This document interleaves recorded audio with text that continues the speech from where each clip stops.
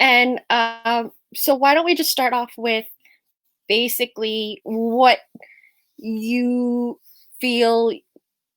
Yeah, introduce yourself. Okay. I'm Stephanie, Jasmine's sister. For work, talk about what I do for work. All of it. Okay. For work, I work for an education company, and I am our interim director, I guess, while the owner of the company is on mat leave. So that's a new role for me. I also develop our curriculum as well as manage our clients. And manage our clients, manage our new families with our tutors and teachers, and so that's kind of what I do, and I Oh. teach. All right. And in terms of spooniness, there's not a level of spooniness, but what would you say is your most spooning aspect of life that you Um, deal with? well, I have learning disabilities, so that is an everyday thing, and then so things that come along with that are anxiety and time management, and then also having some medical things that make sometimes of the month very challenging. So, like having intermittent bouts of depression and anxiety, which make uh, all the things that I find challenging because of my learning disabilities like extra challenging in those moments. Awesome. Awesome. Thank you for sharing. Yeah. Um, so basically, I wanted to just go all over what we have, what you started to give us a bit of background at your job and everything. So for people who don't know, she has a job. So she works with a company. Um, and basically, you got thrust into that position quite fast. It was a, a very fast transition Yeah. that happened. And then how did you manage to, or not manage to, get everything organized? So I knew that I would be taking over for my boss when she went on mat leave, but she had her baby 4 weeks early, and then a pandemic hit. So the job expectation was that I would be managing clients and doing just a little bit more admin work than I had been doing, and that I would still have like her support because I would teach her kids as well. So I would still be seeing her fairly regularly for um, like questions and support. But the company was really at a place where it can run itself, and I'm just sort of there to shuffle all the pieces together and along. But then a pandemic hit, and so we provide like in-home services, which we now can't do. So my job went from just sort of helping things shuffle along to now, oh no, figuring out how we're going to modify all our programming to support um, like the business to make sure that it can keep going, and trying to come up with new ideas, which was not what I was planning on doing originally. So that's been challenging and something that I find for me, like I've always looked to like my leaders to help create structure, because I do really well with structure, and I really find that like most people, when structure goes out the window, that like I have a really hard time with like staying on top of tasks. The times that like I'm not feeling well and I'm feeling particularly depressed make it really hard because then that like motivation piece is gone. And then there's no one that I'm accountable to or no sort of external support to really keep things moving. And then I found out that, oh, I have to be that person for the company. So not just for myself, but for my coworkers, so that we can all sort of keep trucking along. And I was not expecting that job or really how that would play out. So that's been a interesting learning bit. All right. Well, how do you feel about it now? Um, so it's up and down. So like there's still like weeks where like again motivation is like particularly challenging, and not a lot gets done. And then I'll get like a wave of like, yeah, like I was so behind and like let's move things forward. And uh then I'm like, okay, let's do it. Let's do it. Let's get everybody on task. But then my upward trajectory doesn't line up with like my coworkers' upward trajectory or vice versa. So they're getting a bunch of stuff done when I'm having like a really rough week and not able to like do my part. And so we're trying to find that balance. And luckily, we are a really good team that's really open communication, and we all are spoony in some way, shape, or form. So like being really open and having open dialogues about like where we're at and what we need and what our timelines look like and what we thought our timelines were going to look like and then what they actually end up looking like has been helpful so that I don't feel so bad when all that stuff happens. Um, but yeah, so it's going okay. We're in an upward trajectory and we've sort of synced to be in an upward week this week. So we'll see how it keeps on keeping on. Great. And yeah, Kirsty's here. She lives in the UK. I've met her. She's fun.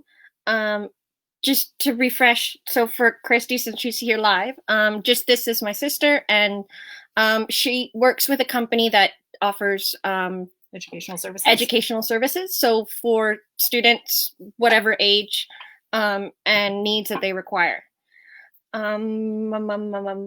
So, as you guys know, that I don't really have a whole big format for this. It's mostly just to sort of chit chat to see how they're managing, getting ideas from different people, doing different things.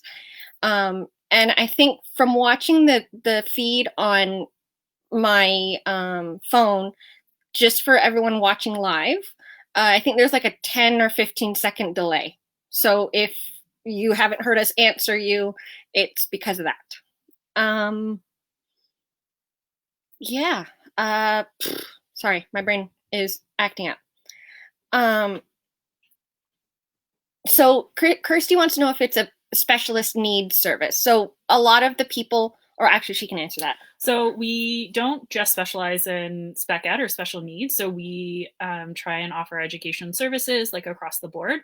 And then staff members will specialize. So for me, my specialty is early literacy and like reading difficulties. So I will do a lot with spec ed students who maybe have dyslexia or undiagnosed reading challenges, or they just might be behind for whatever reason. But also like learning strategies and learning skills that accompany those things. But we also work on enrichment for gifted students or just homework help, sort of the whole span of education from early education all the way to adult education. Yeah, and then so we hire people who specialize in the different areas because nobody can do it all themselves. And I think that's a very good point because everyone can do what they want, but not everybody can do everything all at once. So it's very important to have a support network and have open communication within your team or your family or, I mean, everyone, pretty much right now. Yeah. So, yeah. And even with like clients, like I suffer from migraines as well. And so they come pretty heavily, especially when the weather's changing. So this time of year can be particularly bad. And I keep really open communication with my clients. So I don't disclose like too much, but all my families know that I get migraines. And so when I'm working with families, if I'm not going to be able to provide a service that day, I try and let them know as early as possible, but they've all been really supportive so that, when it happens, like there isn't that same guilt associated. And luckily I work for a company that is really supportive as well. So if there ever has been an issue, I've had backup. So people who are able to support and back me up. And, I always try and accommodate those services that I wasn't able to complete on one day, on another day, or we try and figure it out. Yeah. And I think being in all this stuff with the COVID stuff that's happening out in the world, it is bringing a lot of people's attention to how education has changed over the years and how education has maybe not changed over the years and ways that it can change and so on and so forth. And depending on where you are in the world, I know most places, not all, but most places have, the majority of people have designed or been forced to do a homeschooling method of teaching. But I like to say that it's not exactly homeschool, it's schooling at home, because homeschool is a completely and totally different topic. It's a different way and different curriculum, and stuff happens that way. And parents sign up for that, where parents haven't signed up for this. Pretty much, yeah. So dealing with the parents and the stressful situations. And I was just wondering if anyone who's watching on the replay or right now, if you have clients, how is their reaction or participation been in response to all the other stuff that's going around in the world or happening in their home? Because I know a lot of people have had to readjust and rejuggle all the different hats to, fit everybody in. Oh, that's actually a really good question, Christy. So yeah, go ahead. Okay, so the question is, can I ask, how does a parent teach a child if they struggle with education? So sorry, I just want to ask a clarifying question. Do you mean if the parent struggles with education, like on their own, or if the child is struggling with the education? And I know there's going to be a lag. And we have, I think Rosanna's watching. And I think Jillian was here as well for a little bit. So yeah, hi people. If you're on live, if you got any questions, feel free to interact. Feel free to, tap the heart or the thumbs up sign saying you're watching and hanging out with us. So Christy just clarified, she asked both. So, okay, so if a parent is somebody who also struggles with education themselves and they are finding that it's particularly hard to understand the content and the material that is being sent home with them, so trying to break it down. And most teachers, at least in the school districts that I'm located in, have tried to be open to communication because they also understand that it's not like parents aren't teachers.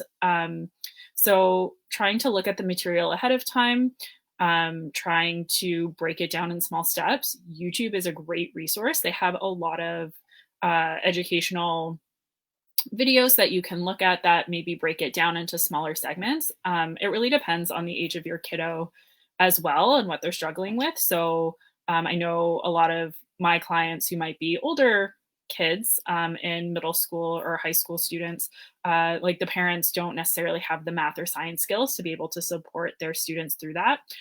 So we always try and send them to YouTube to try and find something that explains it. And I even use that as a resource because I only typically teach until grade 9. And even then, when we're hitting the physics unit, it's not really my jam. So I'll be spending time on YouTube before I head over to a client's house just to refresh what that content is. And a great strategy is to ask your kids, because your kids are in class. And so sometimes something that might be a struggle for you might not necessarily be a struggle for them. And they might be able to, you guys might be able to work together to pull apart those pieces to figure out what it's actually talking about, because your student has been playing around with that information more recently than you have. If your kiddo is struggling, it's really important. I talked a little bit about it, that as humans, we all tend to benefit with structure and schedule. So building really consistent scheduling for them. So to kind of mimic that school, it doesn't need to be as long or as intensive, and fit in a lot of breaks, especially if they're getting their learning through a screen, because that screen time can be, again, really, really challenging. So something that we've done at work is that what used to be an hour session in person is that we might break it down into half hour or 45-minute chunks to allow kids to get up, to move, inserting some movement into the learn. So if you're confident with the learning material, it again creates another task for you, but trying to come up with games that incorporate it in multi-sensory. So things that they have to tactilely do. So moving with their body, or jumping up and down for counting. So if it's math and you have 5 plus 3, so do 5 jumping jacks plus 3 bum wiggles. So how many movements did you do? And counting all those steps to try and get their bodies engaged as well. I know Rosanna's been enjoying a lot of TikTok with her daughter and doing the TikTok dancing. So that's another good thing is, find ways to connect and build rapport that way. It's everyone who's been out in the workforce. I know a lot of people complain that they don't have enough time with their kids, time at home with their families. So enjoying your alone time, but also really making that the time you spend together purposeful, right? So you're not just everybody's lounging in front of the TV and doing nothing and nothing's getting done. Yeah, and those moments can be educational as well. You can insert little education moments into like regular things. So even if you guys go for a walk to get some fresh air, it'll count how many houses, or if you're doing colors, or even for higher level kids, if it's science or math or angles, you can talk about the different angles. So, oh, if this tree is pointing this way and the ground is that way, what kind of angle is that? Oh, well, that's a 90-degree angle. Great job, little Susie. So trying to do those little micro moments of education that fit into your everyday, because it makes it fun. It makes it a little bit more seamless, and then you don't have to stress too much, or your kids don't have to stress.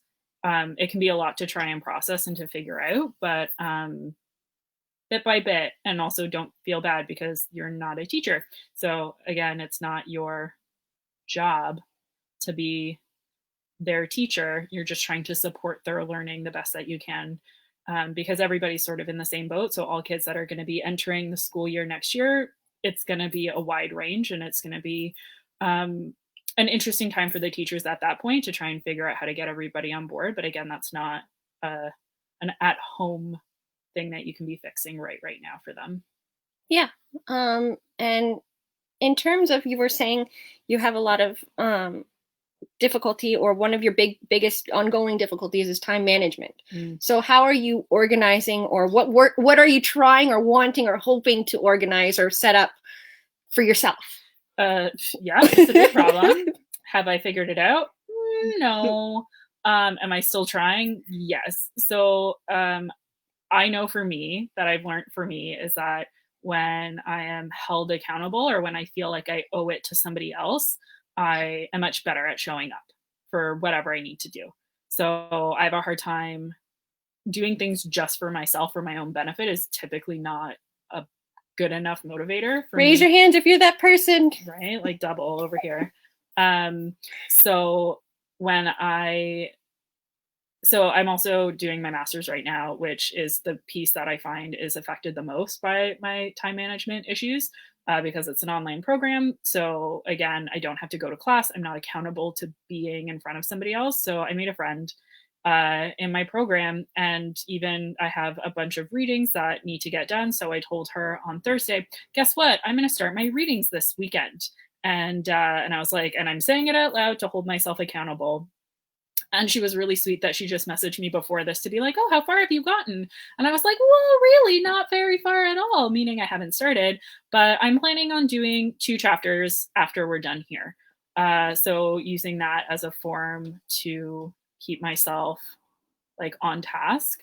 And then also trying to just chunk my time. And again, I haven't been the most successful at it, but I know that if I set things up where between this and this hour, I will achieve these things. And then between those hours, I will do that, and making sure that I'm leaving time for breaks, and different types of breaks. So sometimes I just want a mental break where I want to just sit in front of Netflix and like watch an episode. So I'll save time for that. But then maybe something that's like movement related, or something to get outside, and try and incorporate that. And it's such a beautiful day outside. I feel bad that we're down in the basement. Not that it's a bad thing, but it is such a beautiful day outside. So if the weather's awesome where you are, I don't know, Kirsty, if you're still watching, what the weather's like over there. But I know here and, this area, it's gorgeous outside. It's 13 Celsius, which I think is 60 something, maybe 70. Actually, I think it's 70 something in Fahrenheit. And it's sunny. And tomorrow's not supposed to be as nice outside. So we're basically like enjoying the sun, right? And I know a lot of people are getting into the baking and into the gardening. So those are also little micro lessons or micro sessions that you can have with your kids. Yeah, or saving those times for yourself too. I think Christy's asking about how do I make sure I squeeze in time for self-care. Again, this is another area I really struggle with, especially with time management and making sure that those things fit. So something that I um, have started just very recently trying to do is like squeezing new habits in attached to other habits that are already formed. So to try something like for self-care is like, I wanted to add a little bit more like physical something into my routine. So I decided that before bed, I'm going to try for 20 push-ups off the edge of my bed. Like, let's not kid ourselves. I can't do them off the floor, but off my very high bed, try to squeeze something in. So I'm attaching a self-care routine to something that I already have to do anyway. Or now I'm also trying to add like reading into that. So now I'm like tacking new helpful habits that I would find hard to do to a habit that's already integrated into my life that I don't have to think about, because it creates like a psych. Sorry, my background's in psych too, so it creates like a marker. So I'm primed that at bedtime, like I'm more likely to remember to do it. It's attached to something that's like super chill. And yeah, mindfulness, that's a great one. I do that sometimes. There are some great apps. So when I'm having a hard time falling asleep, that's a great one to do. And you can integrate that throughout the day. And that's a great one to actually do with your kiddos because that'll promote learning and all those things. But I think my biggest thing is that I still really struggle with time management. So yeah, so I know all those things are really good, but I still really struggle to make sure that I fit them in or I don't stick with them long enough to build that routine. So that's what I'm like working on right now. Yeah. And I mean, I will say that if I were, I mean, there are days, heck, there are weeks, I think already, that I would, it would be awesome to have my own place. But my sister's my best friend, right? And we get each other. We're so close in age that we totally get it. I know I do things that piss her off and she does things that piss me off, but we're okay with it. We just go our separate ways. We have our own space in terms of like, I have a bedroom and she has a bedroom and go on and, we bitch and moan about the other people in the household, AKA our parents. So yeah, so basically, as most of you know, I had to move back home because of the stuff that happened in my personal life, and Steph was already here. So we kind of just went back to old habits of, yeah, let's go do sister dates. Back when we could go and hang out outside, we would take drives and, blast me. We have songs, right? You're in relationships and relationships have a song or many songs. So we have sister songs. And, if it's on the radio, I usually, record it or send it as a voice memo or something and send it to my sister, especially when I was living away. And so it's just stuff like that, like getting back to, yeah, today might be a little bit of a shitty day, but, I'll be here if you'll be here. Showing up for each other is very motivational in the fact that like I can't shut down because I know for a fact she will drag me by my ankles out of my bed. Not by her ankles, but like, by the armpits. It's a good hoist. So, but we found time to do like our sister dates too. So my room is in the basement, so it's a little bit more detached from the rest of the people in the house. And I had just moved in just a couple months, like moved back home just a couple months before Jay did. So it was still an adjustment process for me after living on my own in a wonderful city that I love very much. And then so coming back was not like a first choice option for me either. But since the shutdown, we've still managed to come down into the basement and we'll watch shows or movies on this little couch that we're on right now. So we sit just like this, nice and close, and watch things together. So we definitely binge on the episodes together. And I mean, side note, because I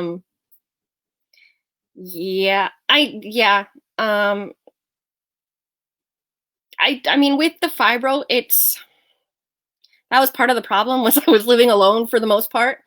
And that was the difficult part. That's why I had to move back in with my parents because I wasn't able to maintain my own self-care, self-health, self-management by myself all the way in Calgary, which is a good 30-hour drive of driving away. So it's a good like 7-hour flight or 5-hour flight or something like that. Anyways, the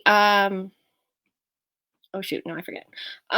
You're talking about living. Yeah, so basically with the chronic illness, like the fibro stuff, it makes me have to do more because more people see what I'm doing and not doing.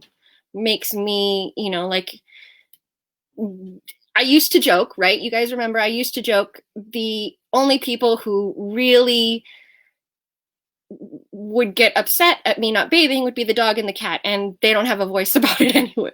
Whereas now, if I neglect a shower, I hear about it because people have voices and they tell me I need to shower. Sometimes politely, sometimes not so politely. That's what sisters are for. We get away with a little bit more. And so basically it's just like, yeah, living alone is hard. Living with people is hard. So it basically, it's finding that equal little, you know, happy place. And weighing the pros and cons of each too, right? Like, yeah. Is it better to live by yourself because you get certain space and you don't have that nag, but then what's getting like neglected and vice versa? What are the benefits of people cook food here? Yeah. That's a big benefit for us. Yeah. At least me. Same. Especially as someone who doesn't like to cook and doesn't do a good job cooking either. So are there any other like questions out there? If you have any questions on the replay, feel free to reach out and comment. Kirsty, do you have any more stuff? Yeah. I don't take stand-up showers anymore. I'm good enough that I have a handlebar that I can use to lift myself up, but I usually just sit in the bath with the shower hose and bathe that way. I don't like sitting on a bath chair. I've tried it. I just, for some reason, I don't like it. I think it has to do with I don't feel myself secure. And the dog is barking in the background, of course. So yeah, I think if you get in a spot and you are definitely stuck in a situation where you're alone now, especially, having people that you can, you know, like check in with or a quick text message. I know when I hurt my head a couple of Decembers ago, I had a friend in the UK that, you know, when I'm going to bed at midnight, she's getting up to hang out with her kids, right? She's got little kids. So she was getting up at 6. And so she would text me or call me or check in with me every hour to make sure that I wasn't falling asleep. So she was my concussion person to keep me awake for the first night. And so that, you know, like having people in other time zones is actually kind of useful that way. So if you're awake at night and it's night there and, you know, it's not night somewhere else, it kind of makes it a little bit easier to reach out and chat with someone when, you know, you don't feel like you're such a burden who might be on someone who might be asleep. So, I mean, definitely that's what this group is for. That's what I want people to do, is to reach out and make communities and connections. And right, I saw you mention that you fell into the bush. I hope you're doing okay now. And it's good that there were 3 carers to help you around. Carers are so undervalued and underappreciated, but the good ones are like gold. And I've been in other groups where people have complained and also have praised their carers in all situations. So really, you know, I know carers are there to help you when they're there, but, you know, maybe reach out and see if there's a carer that, you know, maybe they're stuck at home too and you're quite friendly with them or something. I don't know. I don't know what's in their contract of how much they can contact you and so on. That's also a thing to think about.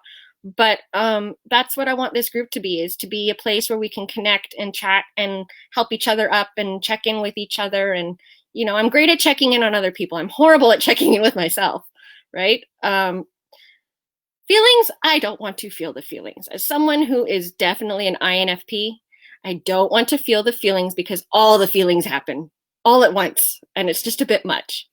So I don't have anything else really to ask you. Okay.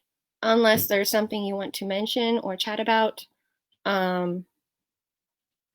No. 4 times a day is actually quite good. Although with masks and aprons and stuff is a little bit creepy and scary. But you know what? Make a game out of it. Have them draw funny faces on their masks or something. Or get fun, weird things going.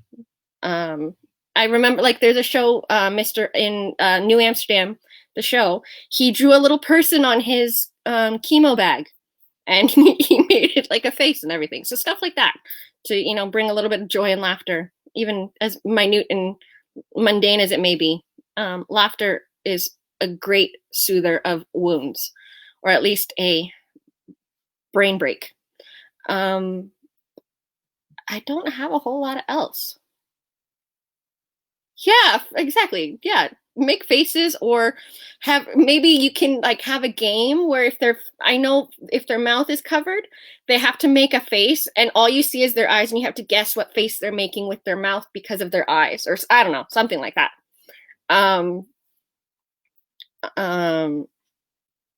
Yeah, something like that. Or hide and seek games, or I don't know. Christy, you're very creative. So if you can come up with a game and share it, that would be awesome. Also, I know you like to, I think you're a maker, like a crafter or something, aren't you? With your little owl thing. I always forget his name. But you can, I don't know, do a puppet show with your toys or owl or whatever, the other things around your house. Or, like those computer games, or not computer, phone games, where it's like find the thing that's missing out of place, and you can do that with your carers. They come in the morning and you have them check the place, and then when they come back, something is missing. What's missing? I don't know. Aria, yep, that's it. So yeah, just stuff like that if you can manage. So yeah. I know people who are making masks for teddy bears for the kids so that they have a teddy bear with a mask in the hospitals. You could do that. Stuff like that. Get creative. I know stores aren't open and a whole lot of stuff, but maybe a carer can come in with some stuff to leave or whatever. I don't know. If anything makes sense. Yeah, the elves and stuff like that. I don't have anything else to chat about. If you guys have any more questions on, for Steph, feel free to ask them in the group. She's still lurking around. Yeah. So I think that pretty much sums it up. I'm going to go take a shower because I've taken the hint a little too many times lately. And then Bella is whining and complaining because she wants to go upstairs. And basically, yeah. So yeah, shower for me is on the docket for today, hopefully. And hopefully I will be hanging out with Christina later, if she ends up seeing this, because she's in the group. So for anyone who feels like it, post a belated happy birthday for Christina in the group. Christina with a Chris and then Tina for her last name with a K, I think. And yeah, Bella is being annoying. So I'm going to go now so you don't have to listen to her whine. Yeah, that's pretty much it. Bye. Thanks for having me. Stop stream.